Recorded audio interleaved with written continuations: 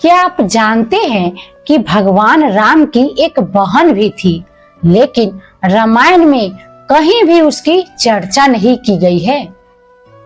तो चलिए मैं बताती हूँ कि क्यों नहीं की गई है रामायण में उनकी बहन की चर्चा। तो बिना देरी किए हुए चलिए मैं वीडियो को शुरू करती हूँ। रामायण के सारे चरित्रों के बारे में लगभग सभी लोग जानते हैं। सबको पता है कि भगवान राम के 3 भाई थे, लक्ष्मण, भरत और शत्रुघ्न। लेकिन बहुत कम लोग जानते होंगे कि भगवान राम की एक बहन भी थी जिनका नाम शांता था।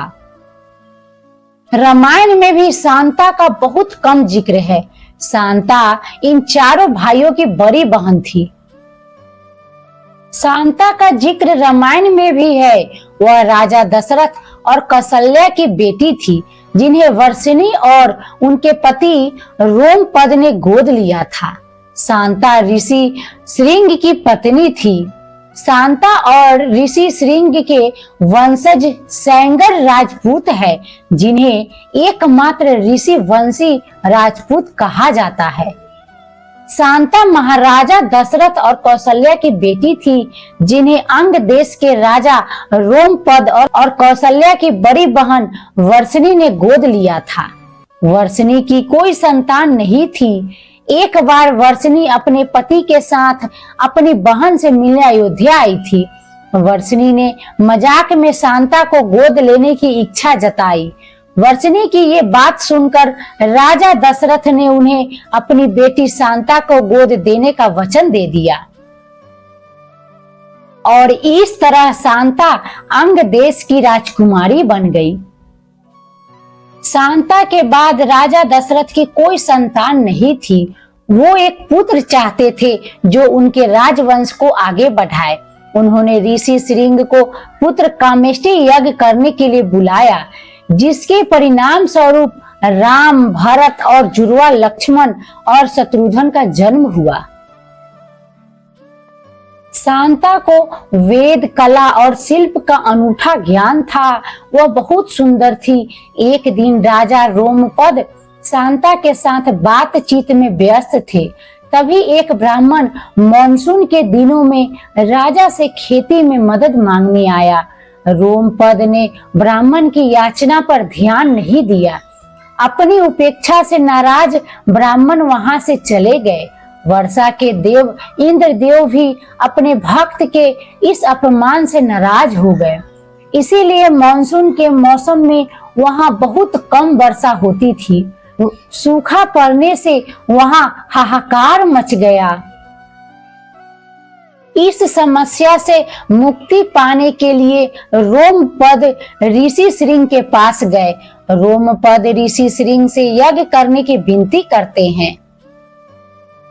ऋषि श्रृंग के कहे अनुसार यज्ञ किया जाता है, जिसके बाद अंग देश में वर्षा होती है और सूखे की समस्या खत्म हो जाती है। इससे प्रसन्न होकर रोमपद ने अपने पुत्री शांति का विवाह ऋषि श्रृंग से कर दिया। रामायण के कई पात्रों की कहानियों की तरह शांता के बारे में भी विभिन्न मत है। सत्य साईं बाबा ने 19 मई 2002 को दिए अपने एक प्रवचन में भगवान राम की बहन का जिक्र किया था। प्रवचन के अनुसार राम को जन्म देने से पहले कौशल्या की एक बेटी थी, जिसका नाम शांता था। चूंकि वह एक लड़की थी और सिंहासन पर नहीं बैठ सकती थी, इसीलिए उन्होंने शांता को एक ऋषि को गोद दे दिया। ऋषि ने उन्हें पाल पोस कर बड़ा किया और ऋषि श्रृंग के साथ उनका विवाह हुआ। दशरथ ने अपने मंत्री सुमंत की सलाह पर कुलीन ऋषियों को पुत्र कामेष्टि यज्ञ में शामिल होने के लिए आमंत्रित किया। दशरथ ने ऋषि श्रृंग को खास तौर पर आमंत्रित किया और समारोह में आने के लिए कहा। ऋषि श्रृंग एक महान ऋषि थे। वह जहां भी पैर रखते थे वहां समय पर बारिश, शांति और समृद्धि रहती थी। वहां लोग आनंद में रहते थे। सुमंत ने ऋषि श्रृंग के पास जाकर उन्हें यह यज्ञ कराने को कहा। यज्ञ में आने का निमंत्रण मिलने पर ऋषि श्रृंग ने कहा, मैं अकेला नहीं आ सकता, मैं यज्ञ कराने के लिए सहमत हूँ, लेकिन मेरी पत्नी शांता भी मेरे साथ आएगी, वह भी ऋत्विक के रूप में कार्य करेगी। सुमंत इस शर्त को मानने के लिए सहमत हो गए। शांता और ऋषि श्रृंग अयोध्या पहुंचे। शांता ने दशरथ और कौशल्या के चरण स्पर्श किए। शांता को देखकर राजा दशरथ हैरान थे। उन्होंने वह किसी ऋषि की तरह दिखती थी। शांता ने जहां भी पैर रखा वहां से सूखा गायब हो गया।